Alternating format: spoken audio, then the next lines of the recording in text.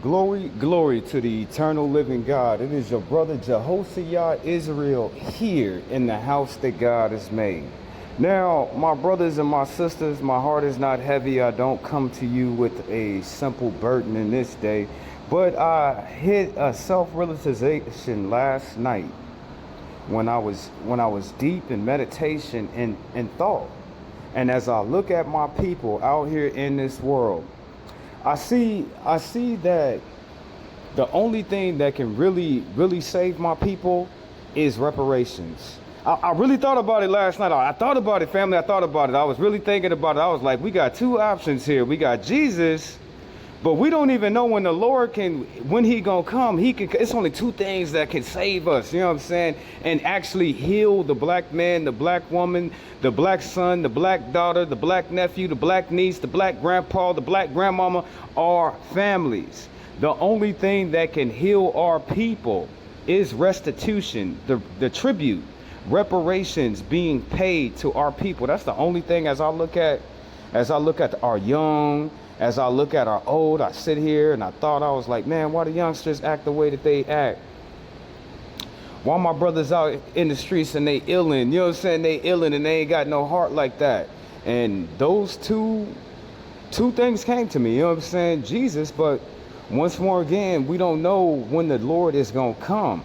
But if we as a people had to fight for something, you know what I'm saying? If it was only one thing that we had to fight for, it would be reparations being paid to our people. That's the only thing that I think that's gonna heal our people and that's gonna change us like that. We got love for our Lord. He's our master. He's our savior. He's our God. He's our big brother. But we don't know when the return of the Lord. It could be today, it could be tomorrow, it could be next week. Something tangible that we can all fight for something right now is reparations. Reparations to heal our people. It'll take us out of the struggle of being in that economic downfall that we see ourselves in. It'll help all of our families.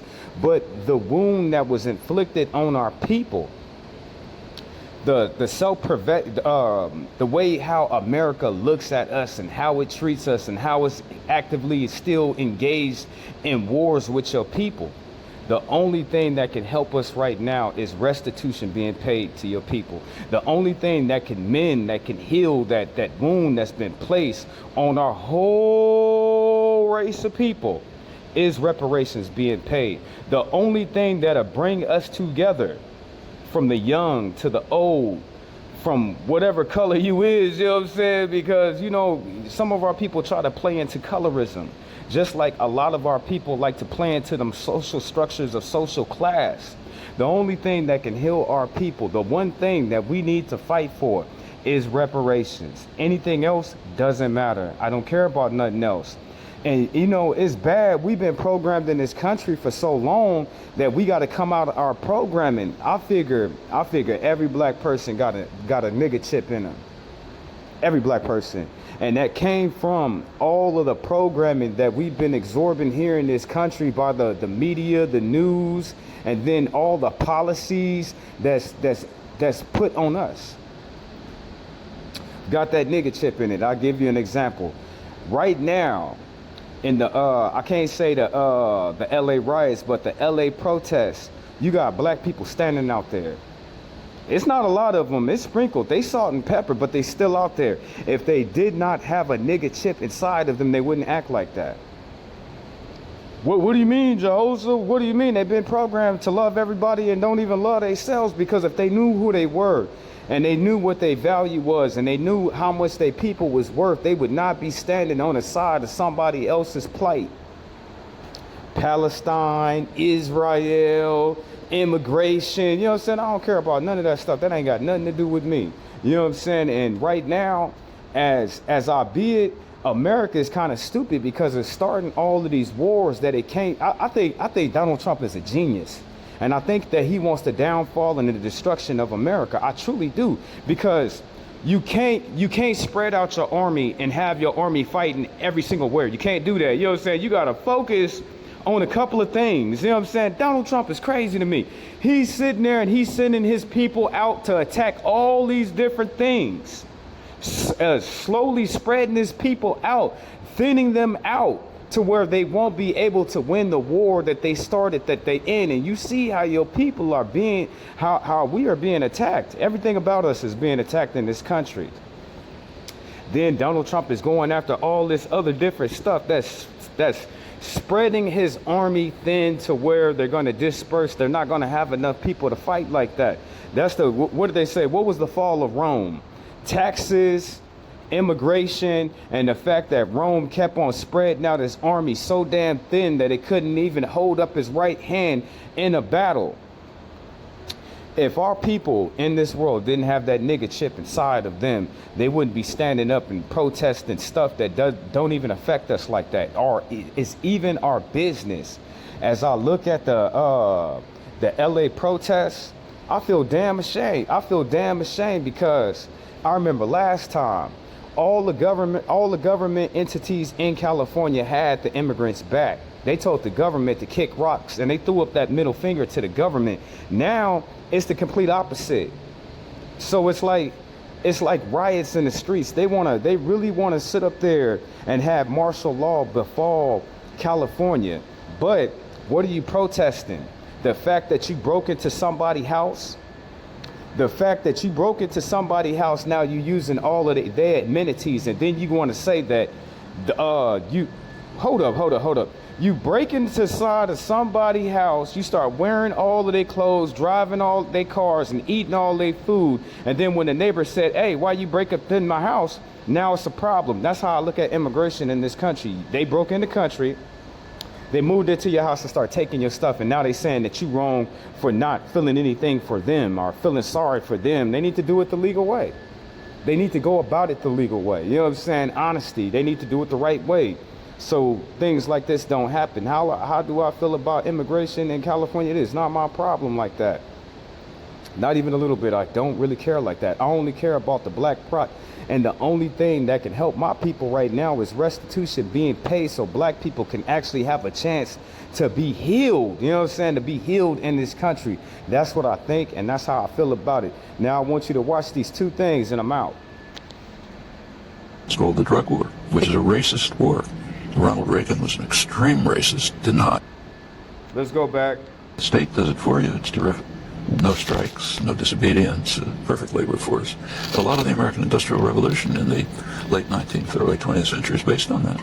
Actually, it pretty much lasted until the Second World War, when there was a need for what's called free labor in the war industry. After that come about two decades in which African Americans had a kind of a shot entering the society. A black worker get a job in an auto plant. The unions were still functioning, maybe buy a small house, send a kid to college or something. By the 1970s or 80s, it's going back to criminalization of black life. It's called the drug war, which is a racist war. Ronald Reagan was an extreme racist, denied it. And the whole drug war, so-called, is designed from policing up to eventual release from prison to make it impossible for the black male community and more the women and more Hispanics to be part of the society. In fact, if you look at American history, the first slaves came in 1619, and that's half a millennium. There have been about 3 or 4 decades in which African Americans had a limited degree of freedom. You know, it's not entirely, but at least some. Now, of course, it's for black elites, there's some privileges, but I'm talking about the mass of the population, which has been recriminalized and incidentally also turned into a slave labor force. This is a very racist society. I mean, it's pretty shocking. Remember what happened. The constitutional amendments during and after the a very racist society. Like when it's all said and done, and they look in and they be like, "What side of history was you on?" We don't care because we fight for what's right. We fight for justice. We fight for equality. We fight for liberty. We fighting for our grandchildren. We fighting for our people to be healed. Our people are wounded. You know what I'm saying? Our people are actually sitting up here wounded, and we still trying to make sense while we have been pushed all the way to the bottom of the damn barrel. So I implore each and every single one of my brothers, don't care about none of this other stuff that's going in the country. Focus on our people. If we don't focus on our people, who gonna focus on it? Your government don't give two hells about y'all like that. You know what I'm saying? So if we don't focus and we don't shape the nation eye to our plight, then Who gonna be looking out for us like that? Only us. Own damn feelings.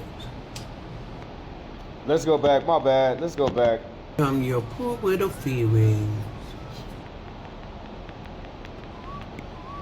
White people, we need to talk. Today's topic, freedom. How many times are we supposed to overcome? We overcame slavery. We overcame Jim Crow. We overcame sharecropping, convict leasing, peonage, minstrelsy, the lost cause, sundown towns, gerrymandering, lynching, COINTELPRO, red summers, police brutality, voter suppression, tokenism, assimilation, segregation, discrimination, demonstration, integration, aggravation, humiliation, and obligation to our nation. Now, y'all want us to overcome again. This time, we're supposed to overcome your poor little feelings. We ain't doing it. We are tired of overcoming. Fuck your feelings. We have overcome for the last time. It's y'all's turn. Now, black people only want 3 things from white people. 1, apologize. It's literally the least you could do. 2, run us our money with interest. Now, since many of us have had European blood thrust upon us, albeit against our will, we're willing to settle for 3/5 of what y'all owe, plus interest, lump sum. We are Americans, and we ain't overcoming no. And I just want to add, don't let them tell us, you know what I'm saying, my people out there, we ain't got no money, we broke, we ain't got no money. Last time I checked, they just sent another $100 billion to Israel. Where was it? Ukraine. They sent another damn near $1 trillion over to Israel. They'd be like, oh, Jehoshaphat, that's a lot of money. What was it? It wasn't 100 million. It was a big number. You know what I'm saying? It was a big number. It was almost like $1 billion. They just sent them people another $1 billion. So they can't sit up here and say that they ain't got no money, that our government don't have it. Our government has the money. It really does. You know what I'm saying? Don't think that they ain't got the money. They got money to sit up here and give NASA $8 billion damn dollars for a damn satellite to fly over your head, but they ain't got the money. No, they have the money. Oh. You want somebody to overcome? You do it. Overcome your own damn feelings. Now have a nice day. Bless y'all's little hearts.